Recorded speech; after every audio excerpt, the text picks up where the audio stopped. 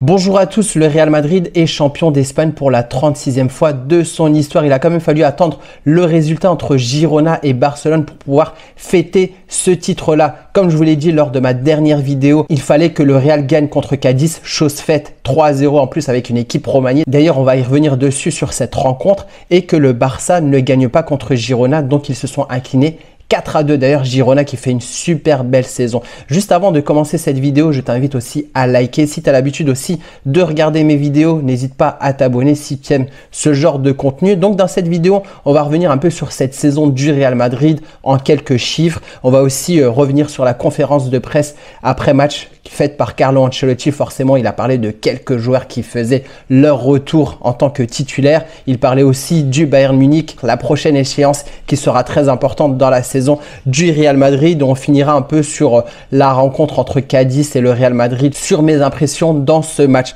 Donc tout d'abord, le Real Madrid, comme je vous l'ai dit en introduction, le Real Madrid en a gagné 36 et si on compare avec les autres équipes. Juste après, on a le Barça à 27. Quand même, il y a déjà un écart assez conséquent entre le Real et le Barça. Et ensuite, il y a encore un très grand écart. L'Atlético Madrid en a gagné 11, puis Bilbao 8 et Valence 6. Comme je vous l'ai dit, on va revenir sur quelques chiffres et Florentino Pérez, avec ce titre de Liga, devient le président qui a gagné le plus de trophées de l'histoire avec le Real Madrid, avec 34 titres. Donc si on regarde un peu en détail, il y a 7 Ligas gagnées sous la présidence de Florentino Pérez, 6 Ligues des Champions, on peut dire aussi merci à Zidane qui en a gagné 3, 7 Super Coupes d'Espagne, tellement de trophées gagnés par Florentino Pérez. Et on va aussi parler forcément de Carlo Ancelotti qui rajoute aussi un titre dans son palmarès avec le Real Madrid. En tout, il en a gagné 12 titres, dont 2 Ligas, 2 Ligues des Champions. Et si on regarde aussi en termes de championnat, parce qu'il en a gagné aussi dans les autres pays, il en a gagné une en Serie A avec le Milan, en Première Ligue avec Chelsea, en Ligue 1 avec le PSG, une Bundesliga avec le Bayern Munich et 2 Ligas avec le Real Madrid. Franchement, le Real Madrid cette saison, c'est vraiment une saison exceptionnelle. Juste en championnat, ils ont perdu qu'un seul match contre l'Atlético Madrid. Et si on regarde la saison complète, ils ont seulement perdu 2 matchs sur 51 matchs. En plus, les 2 matchs, c'était contre la même équipe, contre l'Atlético Madrid. Ils sont actuellement sur une série d'invincibilité de 20 matchs. C'est vraiment exceptionnel. Je me suis aussi amusé à regarder les saisons précédentes, voir combien de points avaient les équipes qui avaient gagné la Liga. Si on remonte à juste la saison précédente, quand le Barça l'avait emporté, il l'avait emporté avec 88 points. Juste avant, le Real Madrid l'avait emporté avec 86 points. Et la saison encore d'avant, c'était l'Atlético Madrid qui avait remporté cette Liga avec 86 points. En sachant qu'actuellement, le Real Madrid a 87 points et qu'il reste encore 4 matchs. Donc, s'ils font carton plein sur les prochains matchs, on peut atteindre 99 points. J'avais pas vu autant de points depuis peut-être l'époque de Mourinho. Le Real Madrid a débuté cette saison avec pas mal de pépins physiques. Courtois a été blessé juste avant de commencer le championnat. Militao s'est blessé dès le premier match de championnat. On a eu pas mal de pépins physiques. Vinicius s'est blessé longuement. Alaba, il s'est toujours pas remis de sa blessure. Arda Güler, qui était, on va dire, la jeune pépite turque, s'est aussi blessé pendant tout 2023. On a aussi eu des blessures de la part de Bellingham, Carvajal, Mendy, Ceballos. C'était une saison un peu catastrophique. Et en plus, c'était pas des petites blessures, parce que Courtois, Militao et Alaba, c'était les ligaments croisés. Carlo Ancelotti a quand même assez bricolé. Là où il y avait une vraie satisfaction en ce début de saison, c'était Bellingham. Bellingham qui a dû aussi prendre, on va dire, un rôle plutôt offensif. Comme on n'avait pas joué avec deux numéro 9, il avait un peu ce rôle de faux 9, un peu numéro 10. Il a marqué, je crois, 22 buts en Liga. Il peut aussi peut-être finir Pichichi en cette fin de saison. En tout cas, c'est ce qu'on souhaite pour Bellingham. Il est favori pour ce ballon d'or. Ça rajoute encore quelque chose, on va dire, de supplémentaire pour qu'il puisse le gagner. Donc, que dire de plus aussi? Félicitations à Girona. Comme je vous l'ai dit, saison exceptionnelle, adversaire assez exceptionnel.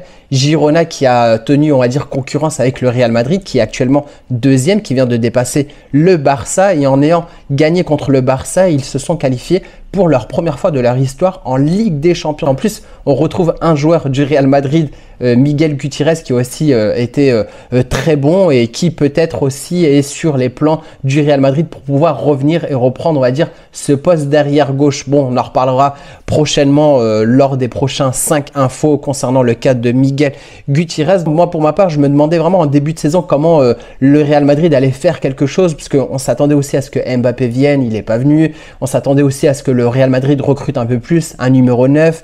Quand Militao s'est blessé, on s'attendait aussi à ce qu'un défenseur vienne. Aucun défenseur n'est venu. On a dû piocher au niveau de la Castilla. Courtois a été remplacé par Kepa, mais Kepa n'était pas forcément bon. On a dû jouer avec Lunin. D'ailleurs, Carlo Ancelotti a aussi parlé de Lunin. Et voilà, il fait plein d'éloges concernant Lunin. Mais vraiment, si on m'avait dit qu'on allait gagner cette Liga bien en avance, j'y aurais pas cru. Et si on m'avait dit qu'on allait arriver aussi en demi-finale, qu'on allait sortir Manchester City, franchement exceptionnel. Et comme je vous l'ai dit, sur toute la saison, on n'a perdu que 2 fois. Une fois en championnat et une fois en Coupe du Roi. Donc on a eu pas mal d'images venant de Madrid. On a eu pas mal de supporters, comme je vais essayer d'afficher aussi les photos. Donc dans les rues de Madrid se sont remplis pour fêter ce titre de champion de la part du Real Madrid. Les joueurs du Real Madrid étaient encore restés à Bernabéu parce que le match du Barcelone se jouait juste après le Real Madrid. Donc, on va dire le temps de faire quelques conférences de presse, le temps de prendre la douche, le temps de rejoindre, on va dire, la famille. Ils sont quand même restés dans les vestiaires. Et comme on peut le voir sur les photos, voilà, il y a eu pas mal de partage de photos en compagnie de la famille et pour fêter ce titre de champion. Donc, concernant, on va dire, la fête à Madrid, donc d'après Marca, le Real Madrid fera la fête le dimanche prochain. Donc, le prochain match du Real Madrid, c'est contre le Bayern mercredi. Ensuite, il y a un déplacement à Grenade samedi. Et là, il y aura les festivités pour fêter cette Liga avec, comme vous le savez, le bus qui va passer dans toutes les rues de Madrid pour arriver jusqu'à la place de Cibeles, là où on aura le capitaine. Donc, je pense que ça va être Nacho, peut-être en compagnie de Carvajal, qui vont mettre une écharpe autour de la statue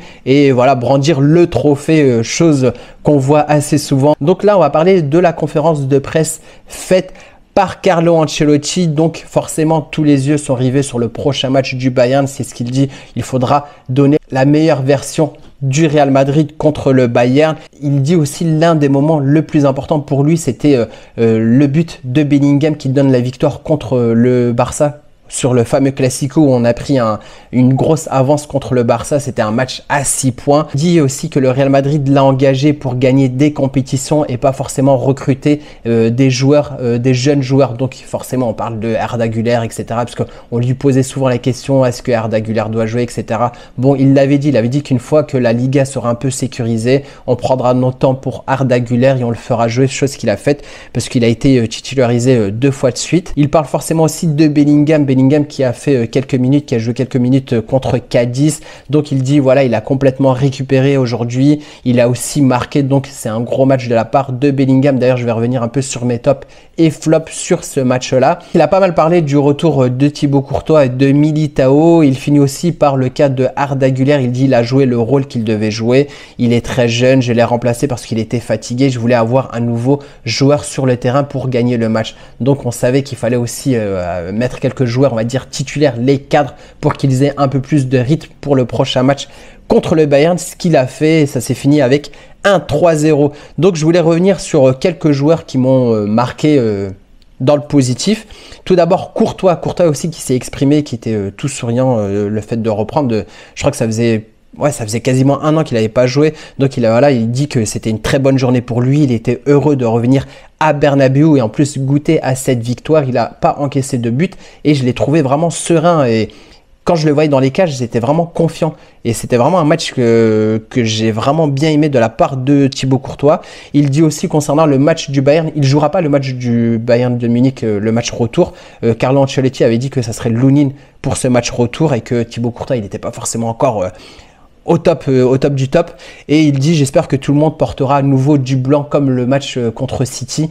Et voilà, il veut voir vraiment du spectacle et que le Real Madrid s'impose pour aller en finale de Ligue des Champions. Carlo Ancelotti concernant Thibaut Courtois, il dit que c'est une pièce très importante. Nous avons aussi eu Lunin qui a fait une saison spectaculaire, donc il fait l'éloge aussi de Lunin qui franchement a bien remplacé la blessure de Thibaut Courtois. Il dit si nous sommes arrivés jusque là, c'est-à-dire le fait d'avoir remporté déjà cette Liga, le fait d'être en demi-finale de Ligue des Champions, c'est grâce à Lunin. Mais Courtois est très bien de retour, il a l'air prêt. Prêt, on ne sait pas ce qu'il veut dire par là, est-ce qu'il est prêt pour la finale de Ligue des Champions, mais ça on saura un peu plus.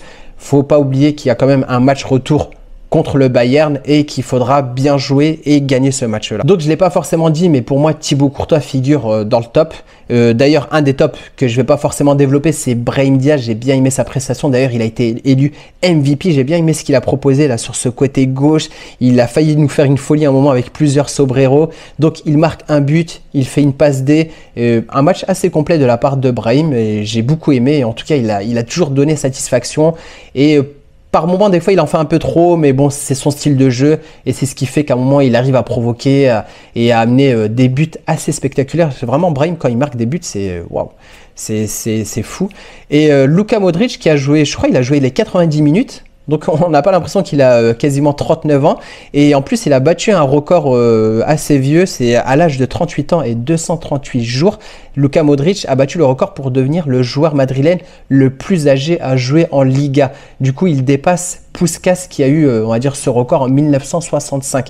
En tout cas, j'ai super bien aimé. Donc pour moi, les top, c'était Thibaut Courtois, Brahim et Luka Modric. J'ai bien aimé leur match. Et globalement, en fait, les joueurs du Real Madrid étaient assez bons. Nacho, j'ai bien aimé ce qu'il a proposé là, le fait de se projeter vite en avant. Il fait une passe D à Joselu. Joselu, pour moi, c'est un des flops. Je sais pas. Il aurait pu marquer plusieurs buts. Il se loupe. Des fois, il faut faire la passe, il la fait pas. Des fois, il faut tirer, il tire pas. Enfin, j'ai trouvé des choix pas forcément bons. Bon, c'est pas grave. On gagne quand même 3-0, mais quand même, Joselu. Je l'avais beaucoup aimé, on va dire, en début de saison, mais là, je sais pas, on le trouve un peu décalé par rapport au style de jeu. Je vais aussi revenir sur la prestation de Militao. En fait, en début de match, j'ai super bien aimé ce qu'il avait fait. Je trouvais qu'il se projetait beaucoup en avant, il était athlétique, il était vraiment, on sentait qu'il avait vraiment l'envie de jouer, l'envie de se donner. Mais d'ailleurs, il a failli marquer un beau but avec une grosse frappe. Et je trouvais que on avait l'impression qu'il évitait un peu le contact. Parce qu'il y a un moment où ça aboutit, on va dire, au face-à-face entre l'attaquant de Cadiz et Courtois. Il y a une perte de ballon de la part de Militao. Et à un moment, si on avait un Militao à 100%, je pense qu'il y serait allé. Donc, pour moi, je ne vais pas le mettre en flop Militao parce que c'est un retour de blessure, c'est les ligaments croisés. Donc déjà, c'est assez exceptionnel de le voir là débuter un match et d'avoir joué autant de minutes. Mais pour moi, voilà, il n'est pas encore au top. Voilà, pour moi, il n'y aura pas de débat sur le match retour quand je ferai ma vidéo sur la compo du match retour contre le Bayern. Pour moi, ça va être Nacho et Rudiger, voire peut-être Tchouaméni. Mais en tout cas, il n'y aura pas de Militao. Et Militao, il pourra être, on va dire, utile pour le faire rentrer, si jamais on gagne, de faire rentrer un défenseur supplémentaire en fin de jeu sur les 15 dernières minutes. Mais en tout cas, pour moi, c'est pas un flop parce qu'il était vraiment là. Il est vraiment bon. C'est juste qu'il a besoin d'un peu de temps. Je vais aussi vous parler du match de Jude Bellingham. Bon, il est rentré en jeu. Il fait pas forcément partie des tops parce qu'il n'a pas joué toutes les minutes. Mais voilà, en tout cas, une fois qu'il est rentré, le jeu était plus fluide, je trouvais. Malgré le bloc bas, voilà, il décale. Je sais plus, il avait décalé qui. Je crois que c'était Carvajal sur le côté. Une passe et but. Exceptionnel. Donc pour l'instant, Jude Bellingham en Liga, c'est 22 buts et 10 passes D. Grosse saison de la part de Jude Bellingham. Globalement, les joueurs, j'ai beaucoup aimé ce qu'ont proposé les joueurs du Real Madrid. Et en plus, ça aboutit, on va dire, au titre de champion. On se prépare de la plus belle des manières pour le retour contre le Bayern. D'ailleurs, le Bayern qui a perdu son match en championnat 3-1 contre Stuttgart. Stuttgart qui est pas loin de prendre cette deuxième place contre le Bayern. Donc Bayern ne fait pas forcément, on va dire, un bon match. En plus, c'était un déplacement, donc déplacement à Stuttgart.